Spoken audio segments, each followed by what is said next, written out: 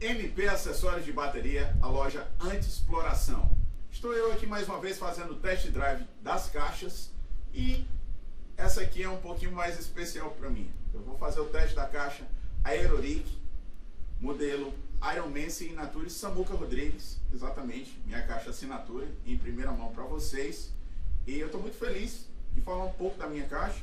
É uma caixa que ela é de madeira marfim, 9mm, com os aros de die-cast, 14x7. É uma caixa que vai atender bastante ao público que toca bastante rock, também um pouco de pop, uma caixa versátil. E por mais que seja uma caixa funda, mas você vai ter possibilidade de tocar esses estilos, né? Um pop rock, um rock mais pesado, você vai conseguir alcançar as timbragens para tocar esses estilos de música.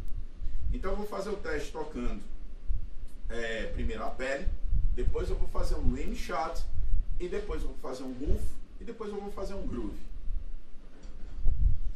Pele.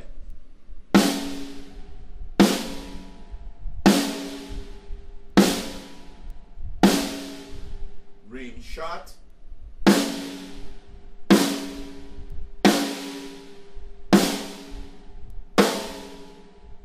Roof.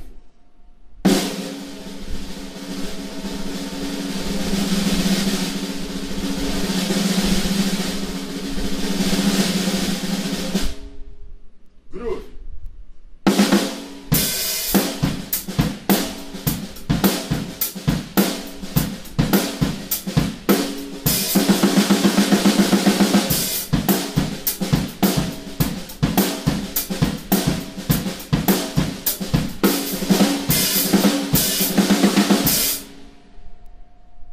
Bem, essa foi a caixa Aeroric Signature Samuca Rodrigues Ironman, né? Como você pode ver lá na página. 14x7 de marfim. Valeu, gente, e até a próxima.